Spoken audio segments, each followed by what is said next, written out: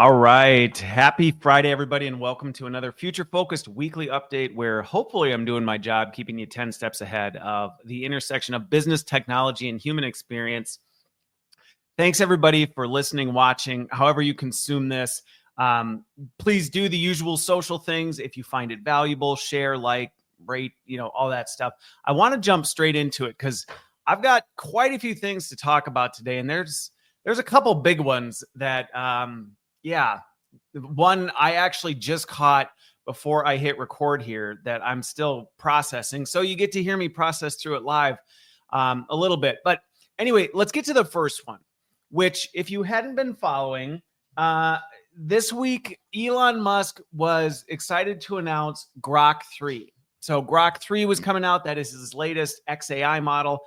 And it was, in true to Elon form, going to be the greatest, best, world-changing AI model that has ever hit the stage. It was going to change everything.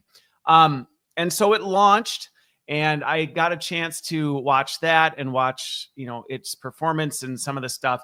So let me give my honest reaction to it, because if you're, maybe you don't follow all the different model releases and all this other stuff, but there's been a lot of hype building up to this, that it was going to be, basically on par with ASI. This was going to be the AGI release, ASI, depending on who you talk to. And what it did deliver, what I will say is it did deliver on beating out benchmarks. So I'll talk about some of the things that I think are really valuable, and I'll also talk about some of my, and also really what does it mean for you as end users. So if you don't know what benchmarks are, if you're not somebody who's like a gaming nerd who used to watch all the video cards as the new video card came out, here it did this and it beat this and all this other stuff. All these AI models have these benchmarks that they're pressed against. How fast can it do different things? How well does it do things? How accurate is it with all this stuff? And then they can compare and stack rank all this stuff. And then there's also this other one that they have, and I cannot remember the name of it for the life of me, but there's a place that you can go and you can use a model, and it'll present you with two. It gives you responses from two, and you just pick which one did a better job, and you don't know which models it is. And it keeps that track, and then there's a list of which one's winning. And to be fair, Grok 3 is leading all of them right now. So it's kudos to the team for their hard work. Okay, and I say to the team of the developers, not necessarily patting Elon on the back for this, but kudos to his team, because they have developed and released the most powerful generative or omni model that is out there today, where it really seems to stand out, at least from the rankings or the benchmarks. It did a really good job in complex reasoning, mathematical skills, and coding. So, and notably, it wasn't just like a little bit better. It was significantly, I guess for me, where my mind wasn't blown by it is I've seen these ranking charts my entire life, because I'm a total computer geek and used to always sit and look at, oh, here's the new Pentium 2 processor, and here's how it ranks compared to the Pentium 1. You're like, whoa. And then it's like, oh, here's AMD. And so I'm used to watching these little charts go back and forth about which one's going to do it in these very, very structured environments. So it's better. Yes. Was I completely blown up? Like, did it have just orders of magnitude so high that you just went, this is like an AI model like no other? No, it didn't. Honestly, I was not all that impressed. I mean, I was impressed in that, okay, here's the next step in these AI models, but did it knock my socks off or blow my hair back? Not that I have any hair to blow back. Not really. I mean, overall, it was the next step in this. And if you really looked at the benchmarks and the charts that they show to compare it to, they were comparing it to like 4.0, which is not even OpenAI's latest model. Now, they might have compared it to 0.1, but I if I remember right, they weren't comparing it to 0.3, which OpenAI is now rolling back. So you had to be really careful even how you were comparing it in the benchmarks. And that was one of the things that I was watching going, okay, you're notably better than models that have been around for a while. I mean, 4.0, if it is the one that they're comparing it to, or even 0.1, has been out for quite a bit. And OpenAI is talking about releasing 5, I think is the next one they're coming. So it's, let's just say I was not impressed. I really was not. I did not have my mind blown. I was impressed with the fact that, yeah, it is better. And yes, we're improving in the areas where these models have historically been extremely weak. And that's good, I guess. That's great. I think it'll be helpful if used in the right ways. It can be very beneficial for folks. So I don't want to knock it at all.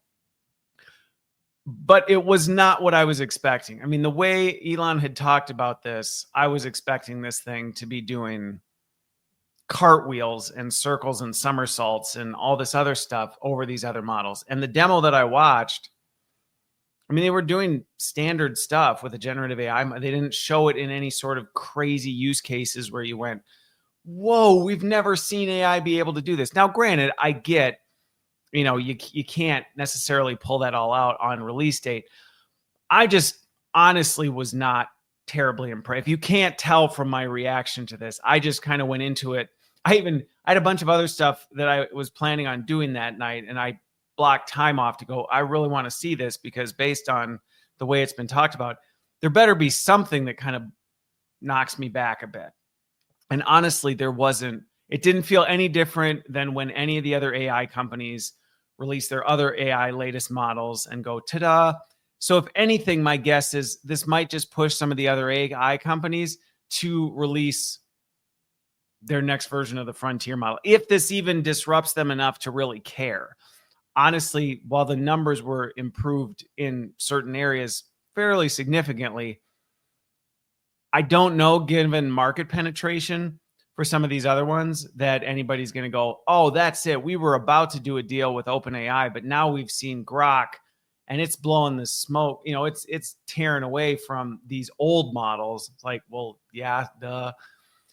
So I don't know. I honestly don't know how the other companies are going to respond. Now, here's the one thing, though. So let me tell you, there was a little bit of a funny story in there. So you're watching the dev team sit there, the product team, and Elon's sitting there talking to him, and they're doing different examples, like, oh, let's see how it would do some research on this stuff, because it has a deep research equivalent. Like I said, maybe I've just been in the tech sphere so long that it didn't really razzle dazzle me, because I'm like, okay, you're going, point for point against your competitors. Here's what theirs does. Here's how ours do it. It's performing like you would expect. But what was really funny is one of the devs who's sitting there, one of the product team members, is like, oh yeah, like, let's do some research on you, Elon, and you're a gamer, right? Like, let's see how you do gaming. And so he starts doing a prompt on it, and you could kind of see the look on Elon's face as he's changing, because at first he's like, yeah, let's do that. And then you could see the look on his face change, and they don't let it finish, and they quickly change. Now, the reason I'm laughing about that is Elon took some major heat for, whether it's true or not, I don't know, but it wouldn't surprise me. He claimed to be like at the top of the leaderboards or whatever. And even in this demo, this is actually what flipped them turning off the deep research on it, was he made a comment about, yeah, well, if you want to see how good of a gamer I am, just look at the leaderboards. And then you saw the look on his face change, and things got quiet, and then they canceled it and did a new deep research prompt. But what was funny about it is, if you don't know, there was this whole, and I know this because of some of the YouTube channels I watch with my kids. He's supposedly one of the top players. He's high ranked on this certain game. I don't even know what game it is, but it came out, or there's evidence coming out, or there was, that he was paying somebody to play as him. And actually, he's not good at it at all. And they called him on it because he played publicly and he was making mistakes that somebody of that ranking just would not make. He was playing like a total noob. And the pro gamers called him out and were like, dude, nuh-uh. And then they started digging into it, and cause all this. So it was actually really funny watching him squirm after he had suggested, yeah, like let's do some deep research on how great of a gamer I am. And then it was like, uh-oh, the articles that it's going to come across are not going to be that I'm a great gamer, but that I hired somebody to play my account, have been boasting as them, and then I actually banned the guy who called me out on it on X and all this other stuff. So it's a rather entertaining scandal, I guess, if you want to, learn more about, but it was funny watching that. Now, here's the thing that I did think was neat watching XAI's model that I think we need to see more of. There's a caveat to it, though. So one of the things that I thought it did a really good job of, that I was more impressed by this than even any of the stuff that they showed. Anything it did, there was a context window that was flying through showing its reasoning. So the term for it is XAI, or explainable AI, not XAI like his XAI, explainable AI, where it's actually producing its logic and showing you its logic. So as it's doing its research, you can see its line of thinking and its reasoning and how it's going through things. And all of that is then, you can go back and see it. So after it spits out its results, you can actually go back and look at what it did. Now, I think this is really great because one of the things that's a big problem with AI is it's been considered a black box in the past. And so you really had no idea how it was coming to its conclusions. So there was no way to audit where it went wrong. Should we be taking this seriously?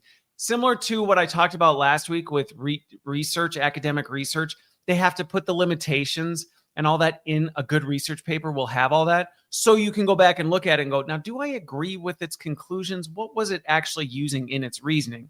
Similar to that, its AI model sits and it fleshes all this out. So if you get a weird response, you can actually go back and look and go, how did it come to that conclusion? Should I actually be listening to this?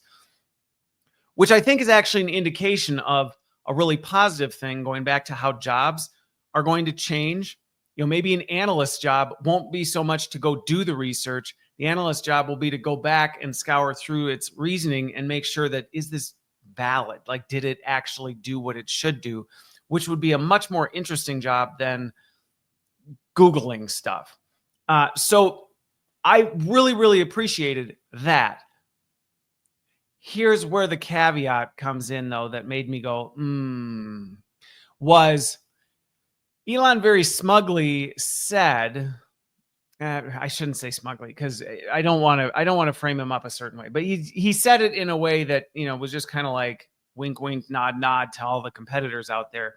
He said, and here it's showing its reasoning and its line of thought, but don't think you'll be able to go there and see all of the details because some of that's proprietary to the model, which on one end, I understand, because if you've seen what DeepSeek did with OpenAI and all that, right, it basically copied what they did. And it's very easy to copy what an AI model does after it's been released. So in some ways, I understand the thinking of, well, we can't put all of our AI's reasoning out there, because if we can, you could just take that reasoning, give it to another AI model, and basically train it, and within a day, have it be as smart as ours. So I get that. But then at the same time, it's like, well, but then how do you ever know if the reasoning you're reading is actually all there is to go on it? And if it's not all of it, then we still don't have explainable AI. So it does put us in this really healthy tension spot. I don't know if that's healthy, but this really tense spot of, shoot, like, we don't want to put all the details in because that puts us at risk. But we need to, because otherwise the explainable AI, it's not really explainable. It's not really explaining its logic. It's explaining most of it. It'd be like if you asked somebody, how'd you come to that conclusion? And they gave you a few of the big bullet points, but didn't really tell you what went on, which is fine with people because you can hold that person accountable. You can't hold an AI model accountable. So to me, that was one of those, I loved where it was going in terms of the UX, the way it worked, to say, I think more AI models should have that built in so that you can proof text what it's doing and actually see what it's doing. but it also doesn't necessarily help if it's only giving you a certain portion of it, because somebody on the back end then is determining, well, how much is it actually sharing? And are those other pieces auditable? Can you actually get to it? Is it just for protection of their IP? So if you're a client, you'd be able to get access to the full thing. I don't know. I don't have those details on it yet. So that's about all I have to say on Grok 3 at this point. If you're an everyday user and you have a model that you're comfortable with, should you run out and use Grok 3? No. I guess if you're in the decision making, is it worth at least seriously considering? Maybe. I've seen lots of people be like, I'll never use an AI that AI Elon's using. Like what? It's a good model. I'll say that. It's a good model. It is currently the frontier model now based on benchmarks. How long that lasts? Week, a month, couple months, maybe. I have no idea. And I think if anything, I really hope to see more of this explainable AI and its reasoning. Now, the crazy part is if you watch how fast this thing moves, it gives you an idea of how fast AI works. Some poor analyst, as that job changes, is going to be the poor sucker who has to go through thousands of pages of reasoning to try and make sense of it. This is where AI is just going to start working so fast. It's like, yes, technically a human could see what it's doing. How on earth? I have no idea. So we'll see where it goes. But that's my honest reaction to Grok 3. Do I think it's going to change the world? No. Do I think we're near ASI or AGI? I don't even know. Depending on who you talk to, that doesn't mean anything. So to me, this is just the next advancement in AI models with some functionality that I think we need more of in AI. So there you go. That's what I think about that. All right. Now, this next one is one that threw me for a complete loop, especially because of some news that came out today. Because I also this week. So if you follow me for very long, you know that I talked about Google Willow and its quantum leap at the end of December 2024.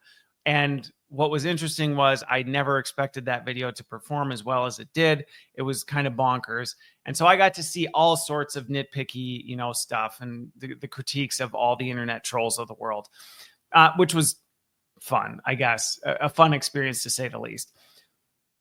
But here's what caught my attention this week, which is why this made the top of my list. And now today something hit that made me go, what is going on here?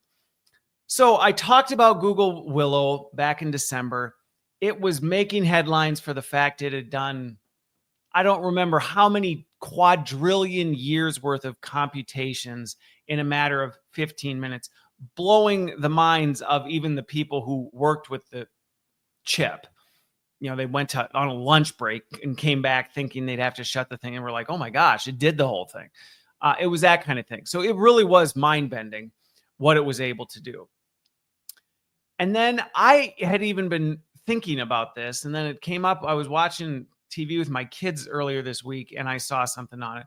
I'd been wondering, I'm like, what happened to Google Willow? I have not heard much about it. So much so I was going to do some research on it and then include it in a future episode. Well, it just so happened this week, I came across something that said, like, what happened to Willow? And I dug into it and I was shocked. There's like nothing out there about this. Google Willow has been completely shut down. To the best of my knowledge, even from things I could find from Google, the program was killed. They killed the whole thing. And the whole thing was killed. There's a whole lot of detail that I dug into, and this one might feel a little bit like a episode of the X-Files. So I'll try not to get a little too zany on it, but there's some weird stuff going on. But ultimately what shut it down was an ethical hacker. So I'll explain the whole thing with this, and then you'll see why after I explain this, when I encountered what I encountered today, I went, what is going on here? So as I was watching this thing with my kids, they did a really good job of kind of breaking down what was going on with quantum chips. Because now that Google had gotten into the space more, this was technically their second quantum chip. So it wasn't their first, but this was like the orders of magnitude that I was expecting to see. Their second quantum chip was the orders of magnitude off their first that I was expecting to see from Grok 3 based on the way it was hyped up. I thought it was just going to be this quantum leap in orders of magnitude. It wasn't, but Google's chip was. And so they really started playing in the quantum sphere, but they aren't the only ones that have been messing around with quantum chips. And so I spent some time learning more about how it does what it does and the qubits, and it's insane. Honestly, it's a mind bender when you get into it. But one of the things that this documentary I was watching talked about was, and you can find this stuff, you probably need an AI deep research tool to help you find it, because there's not much out there on it, and probably for a good reason. But there were some weird things happening with these Google chips. There were weird noises in the data that at first presented themselves as noise, but suddenly these noises started to take shape in consistent patterns. And it wasn't just Google who was running into this. It was anybody who was doing anything with quantum chips was running into this, where the noise in the data patterns were starting to make consistent shapes. They're called glyphs. And linguists got involved in this because linguists were going, wait a minute, we've seen these glyphs before. These are ancient Mesopotamian, like we've seen these. They existed thousands of years ago in some of these ancient civilizations. Where did you get these? Strange stuff happening with this. And not just, that's just one crackpot conspiracy. No, legitimately, they were pulling in experts. Panelists were coming in talking about, what are we discovering with these Google chips? What is it decoding that we did not even realize was there? Which for me, I'm kind of chuckling as I'm watching all this, because I don't shy away from my worldview and anything like that. And so for me, I'm like, yeah, of course. I mean, everything we know was created by an intelligent designer. Am I surprised that our latest and advanced technology would just start to recognize the patterns that already existed? Now, what's mind-bending is, how on earth did ancient civilizations thousands and thousands of years ago who didn't have quantum chips tap into that? Now, that's a conspiracy theory that I won't get into on this podcast. Maybe I'll talk about it with blurry creatures or something like that. But my point is that there's some really weird happenings. And this was so much so that people started talking like, have we actually unlocked quantum consciousness? And strange, like I said, it's like a Black Mirror, X-Files type thing was starting to go off. So that was already creating all sorts of, what have we touched? Should we be going down this path? Is this something that, have we gone too far? I mean, it was churning that perhaps the quantum chip was something that maybe we need to back off of, because we might be opening Pandora's box and we're not prepared for that. Then comes along an ethical hacker who steps into the ring and says, you need to shut this down. You need to shut this down. This is going to it is going to unlock Pandora's box, and you will not be able to close the lid once it's opened. And essentially what he described that led Google to shut down this project was, whether it's tied specifically to these glyphs or not is not the point.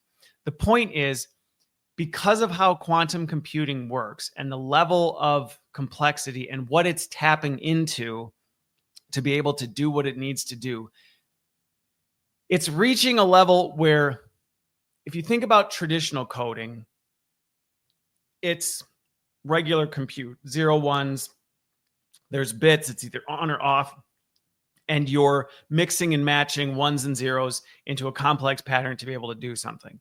And so if something glitches or there's a vulnerability, you can adjust it, you can change the code and close the vulnerability, because there's only two options. There's 1 and 0, and it's in a pattern. And so if there's a hole in the code, you just isolate that hole, close the hole. What he revealed to Google was, the problem with quantum computing and qubits is, because everything is in an infinite state of things, where there's a hole, which he identified there were. He's like, there are literal vulnerabilities in this, or ways you can, penetrate this. You can't close it, because in the quantum sphere, it's literally built into the fabric of the architecture. You can't close it. It's not like a building where you go, oh, we have a hole in the wall, just seal the hole. It's like, no, the hole is inherent to the whole design. You actually can't close. It's just a hole. It will stay there forever. And so the problem is that anybody who finds that hole can then exploit it and do whatever to the whole system. Now, if this is getting too technical for you, I'm trying to make this as simple as possible so that you understand, like, oh, so basically this infinite compute power could be exploited by a bad actor, and there would be literally no way to stop it.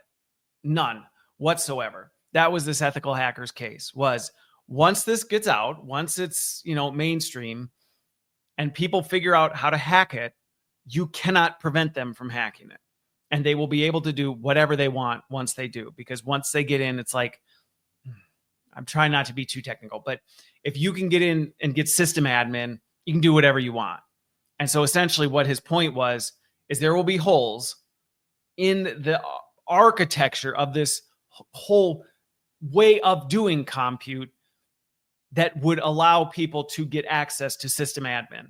And there will be nothing you can do about it. You can't stop them. You can't protect them. You can't say, well, once they do, we'll block. They literally would have access to the whole thing. Now, you can imagine why that would make a technology company go, whoa, like, whoa. We got to back this truck up, because if we move forward with this and then things start being built on it and it's powering and into all of our technology grids, you're literally saying anybody who figures it out could get in and do whatever they want. And there would literally be no way of, it'd be like Neo in the Matrix.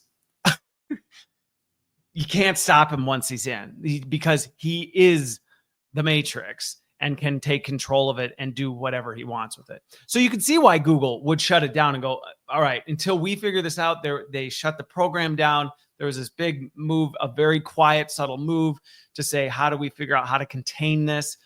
Similar to nuclear weapons, it's kind of a, how do we contain quantum computing as a whole? Because that needs to be highly regulated. Now, you can disagree or agree with that, but you can imagine why once this got identified, it just quietly was like, shut the whole thing down. We need to figure out how to rein all this back in. We need to do all this other stuff, because this. So you got two major, just strange happenings with Willow. And then the fact it just evaporated off the face of the earth, the program just gone. And so I'm like, wow, okay, that's interesting. So then right before I come to record this, I happen to jump on LinkedIn, and wouldn't you know it, today, Microsoft launches Majorana, I don't know, whatever. They launched their quantum chip. And I'm going, what? Did Microsoft like not get the memo? Do they not know? Was this so secretive that what happened with Google and shutting down their quantum program? Did nobody ever go to Microsoft and go, or did Microsoft not tell anybody they were working on a quantum chip? I just truly like had to sit back in my chair and go, okay, how is this now coming out?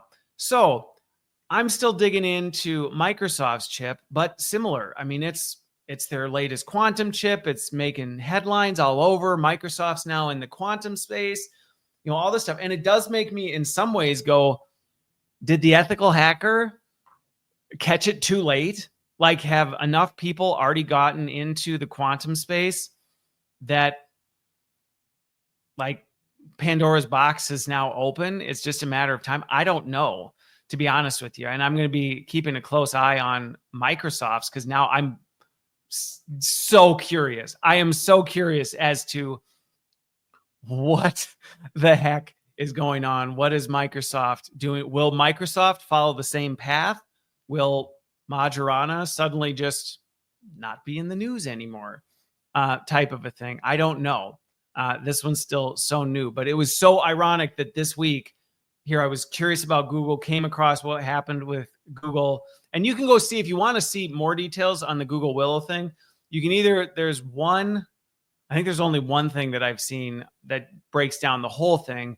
You can find the Google Willow ethical hacker, the hacker himself describing in more detail. If you want to get into all the technical ins and outs of all of it, you can do that. But you'll see it's a bit mind-bending. So anyway, that's another one of these, like, what is going on and what does this all, but it was fascinating. If you want to go down the rabbit trail, I would highly recommend looking into some of this stuff that quantum is unlocking here and why they're now backing it up. I guess in some ways it gives me hope that if we come across something that scares us enough, we will slow it down, which tells me that what we're doing with LLMs, despite all the hype around what it's going to do and how capable it is and all this stuff, it clearly isn't that dangerous that we're willing to, just keep pushing it forward. Because clearly there's still things that we go, nope, not doing it. Although maybe Microsoft's like, yeah, screw you, I'm doing it anyway. I don't know. So more to come on that. I will be watching the quantum sphere and keep you updated there. But that is the latest update on where one quantum is going dark and another one is rising from the ashes, I guess. All right. The third one had to do with an article that hit close to home for me as a dad, and actually just challenged me to think, just put some thought into this. And it was really unrelated to a bunch of stuff, but I think it would be valuable for really any parent. So, if you are a parent, you want to check this out. If you're potentially going to be a parent, if you have no thoughts on parenting and aren't a parent, maybe you jump to the next section. It's totally up to you. But Elon has been taking some heat recently for, I cannot remember the name of his, I probably wouldn't even be able to pronounce it. I'll just call him X because I know his son has the name X in it, or X is a part of his name. But he's been taking some heat for parading his young son with him wherever he goes. He's in the Oval Office with him and all this. And if you know anything about Elon, you also know that this is not his only child. He has a lot of children. He's on record talking about how he feels he has an obligation to help repopulate the earth, all this stuff. And I'm not commenting on any of that stuff other than just he's been taking some heat recently for how he's using his son X as, a way to try and humanize himself and, connect with people and potentially mislead or, manipulate, things like that. I really don't, again, if anything I've ever talked about with some of this stuff, I'm like, I don't know his heart, his motives. Am I a big fan of Musk? No.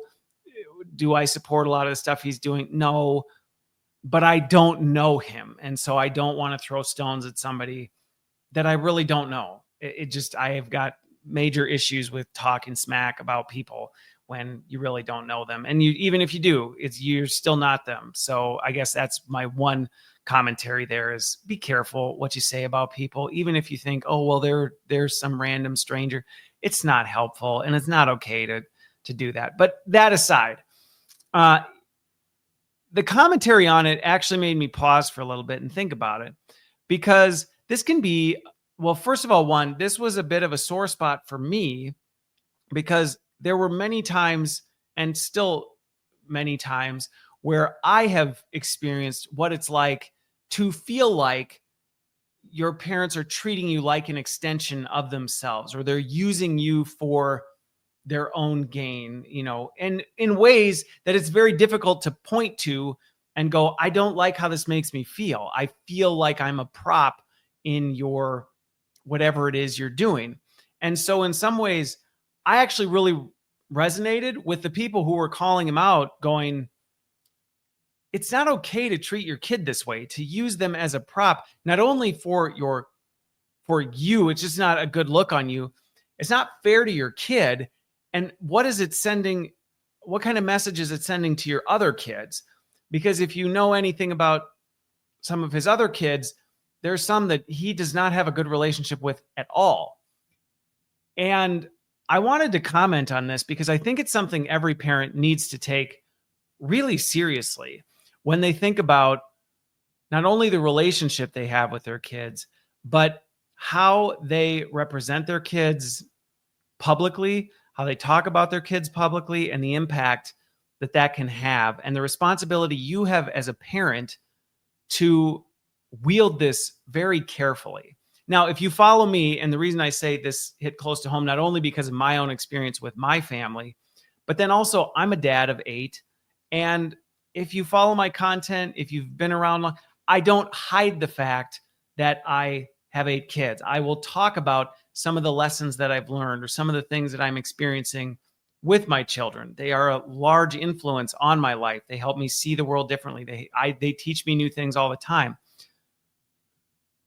But it did give me pause to do almost a self-examination of myself and go, hey, am I being very wise and discerning about how I'm thinking about my kids, and making sure that I'm not thinking of my kids in a way that is, exploitative in nature, and in a way that's exploitative in nature that can present itself as harmless or positive, or, if somebody said anything that you could easily go, oh, come on, you're just being overly sensitive. Now, I'm thinking about Elon's son. So let me illustrate this point, because I think it's something that every parent should consider. As he's out here doing all these things and he's parading his one son around with him, I can't help but think the message that sends to all his other kids of, clearly, this is the favored child. So even if you said, well, what he's doing, he's not doing anything harmful, I'm thinking to the other kids, this is clearly sending a message that this is the one I like the best.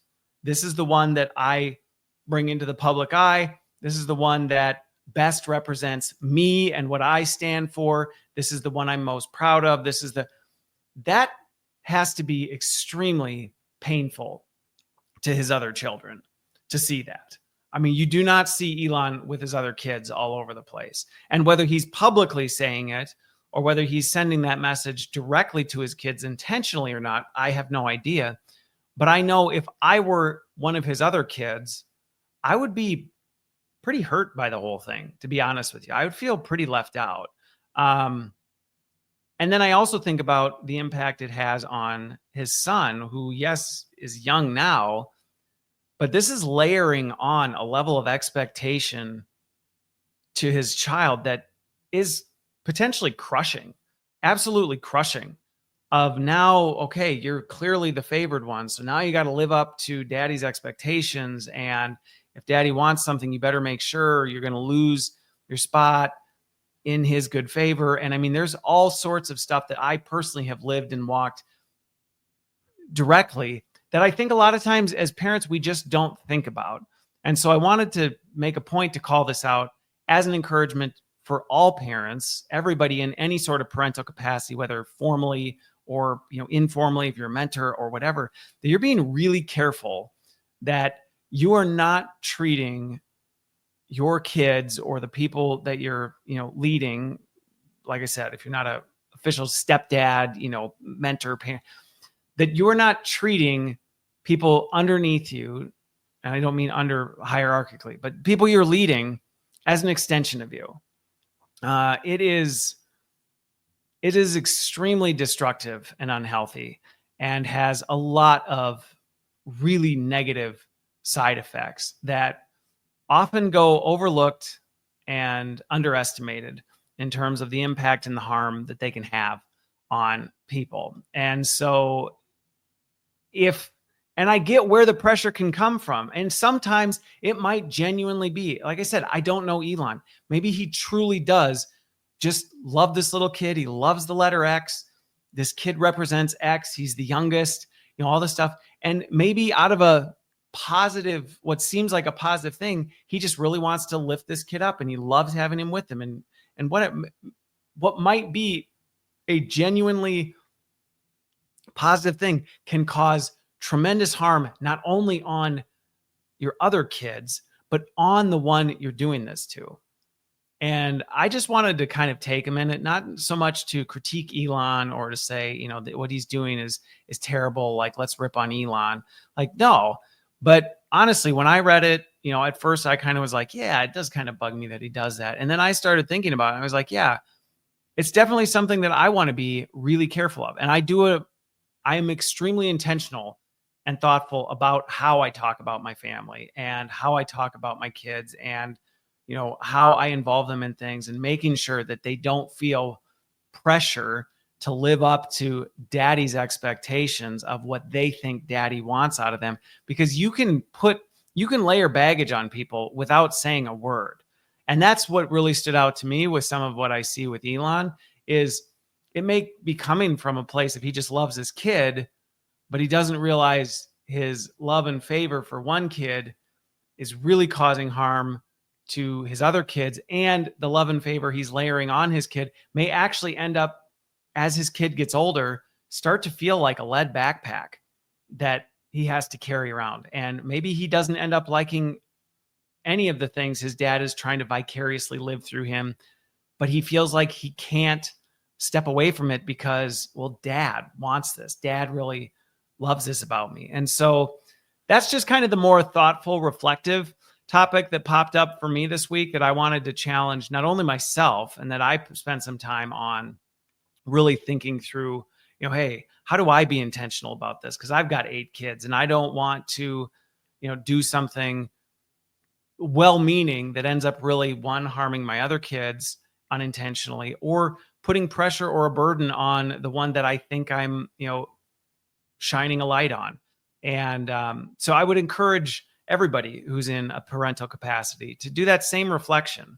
As you think about it, how are you building relationships? What are you encouraging with your kids? How are they involved in your life? And is it truly, are you taking into consideration what is in their best interest from all angles? Not just I'm being a good dad. Okay. But is how you're being a good dad potentially causing harm? And I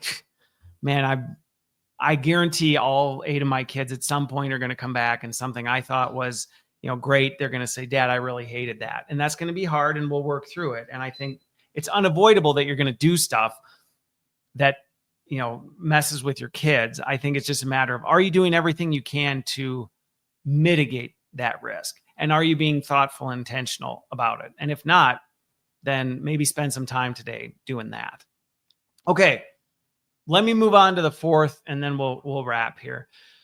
So the fourth was, you can look at the headlines at this. I kind of chuckled at this because it's funny that it happened with a lawyer. It's something I've been warning about with AI for a long time. So there's a lawyer who is in major hot water right now, and he is begging for mercy for what he did. Because essentially what he did was he had AI do his work for him. You can probably guess where this is going. So he trusted AI to put together his materials and all of his references and his case stuff and all the things that he did in court. And he got caught. And not like, oh, you shouldn't be using AI as a lawyer. That's not my point. My point is, especially as a lawyer, I have a fascination with the law. So this one really hit home for me because I love it. But when you're a lawyer and you're presenting your case and you're going, you must rule in favor of this because we have legal precedent coming from, and then you start referencing other things, those things have to be legitimate. Like it's not like corporate America where you can make arguments from made up stuff and people will go, okay, well, that makes sense. And it'll blow back on you if you do the same thing in corporate. But in legal, like, you're not just going to lose your job. You might lose your license to practice law there's some major consequences. And so anyway, this lawyer trusted AI to do his casework for him, put together his filings, all this other stuff. And the lid blew off that It was wrong. I mean, duh. Like, even the latest deep research tools aren't 100% accurate. And he clearly did not do his homework to make sure that, what he had was accurate and all this other stuff. And granted, I looked into some of this stuff. It's not like it was just making things up out of thin air. It wasn't that. It was just getting details wrong. It was combining different cases into a single case. It was drawing its own logical conclusions and merging that together into information instead of recognizing this is a situation you can't do that. You can't just go, well, these two cases happened, they're related, so let's just merge it together into one case and we'll take some of the details from the two and put it together. But unfortunately, he didn't do his homework. I'm guessing this would be a perfect example of somebody who went, I don't need legal analyst teams. I've just got a deep research tool. I'm just going to let it do that and probably I don't know this, so don't quote me on it. But this to me would be the line of thinking that I could absolutely see happening in a law firm. You're a small lawyer, and I don't remember all the details of the lawyer and all this stuff, but I'm framing out a use case. I can absolutely see a small law practice getting excited about AI and going, you know what? Do we really need these entry-level legal analysts and, people that are doing this workforce? Now we've got this deep research tool. We probably could just get rid of these people and just have the deep research tool do all this stuff for us. And perfect. Like, I know what I need. I'll just tell it what I need and it'll get it for me. And the misunderstanding of those people are not just going around gathering the information. It's their job to make sure it's the right information. It's their job to make sure that they're pulling it and things aren't getting messed up and all this other stuff. And you just short-circuited it and thought, we'll just use the AI. And you're the lawyer. You're too busy because legitimately you've got other things that you need to focus on. You're preparing for the case. You're preparing your arguments. You're preparing all this other stuff. You don't have time to sit and go through and validate and fact check and all this. And that's not a knock. That's the reality of work. That's why you had the analysts to do that work. And you just thought, I'll just shortcut this. And this is the kind of outcome you get. This is why I caution people. This is why I'm in meetings and board meetings all the time going, this will blow up in your face. This lawyer is in major, major hot water, may lose his entire practice, his ability to be a lawyer anywhere ever again, all for making a stupid mistake and being over dependent on AI and saying, yeah, what do we need people for? And doing this. Now, like I said, don't go, well, Christopher, I looked into it and that's not exactly what happened. That's not my point. My point is this pattern is a pattern I am seeing start to emerge all over the place. It's happening in smaller businesses. It's happening in large businesses. It's happening in Fortune 50 companies left and right, where people are going, this AI stuff, I mean, it's pretty great and it can do a lot of really great things. Maybe we just don't need people to do it, because what's really the harm in all of this?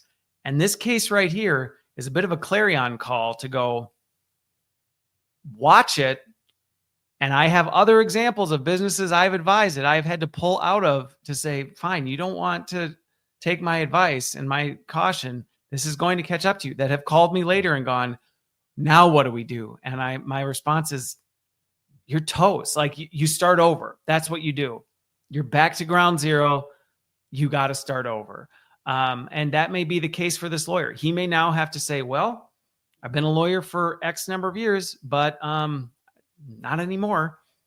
All because I got a little too arrogant, a little too cocky with what AI could do. I overestimated its capability and thought I could get all the benefits without any of the accountability, and it blew up in his face. And what happens here is really actually kind of irrelevant. Well, actually, no, it is extremely relevant, because if he gets off scot-free, which I don't think he will, I mean, there's a good chance. And in some ways, I empathize with him, because I've just seen too many people who, they're not trying to be nefarious. We have this really stupid human tendency to think think we can beat the odds. We'll be the ones who figures this out. We'll be the one that beats the house. And it's like, doesn't work that way. So, I hope that the response to this, and I think I mentioned this last time, my concern is the response to this kind of stuff is, all of a sudden people start freaking out and going, don't use AI ever again. Like AI will destroy law. And then people overreact and they try and compliance their way out of it. That's not the point. Because could there easily have been a world where AI was involved in helping put together the briefing and the individual's job was similar to what I described in Grok 3, going back, making sure, hey, are these cases relevant? Are they the right ones? Are the details accurate? And it may be that in doing that, you find out this whole AI assistance is really not all that great when used on that broad scale. Everybody's going to have to go through that exercise, but there's no skipping that exercise. That's the thing. There's no skipping the exercise. You cannot. And if you do, it is going to blow up in your face. And it doesn't matter if you're a lawyer, a doctor, a plumber, like it does not matter if you become over dependent on AI and try and short circuit critical thinking and accountability.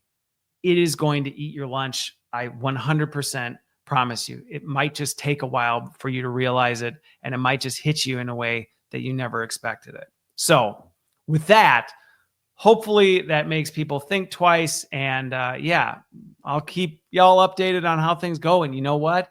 If somebody does successfully short circuit accountability and critical thinking, I'll let you know. I'll eat my words, but I don't have any. I'm quite confident in the fact that that day will not come. But with that, I hope you enjoyed this. Hopefully you have a great weekend and a great rest of your week and whenever you listen to this. And with that, I will see you on the other side.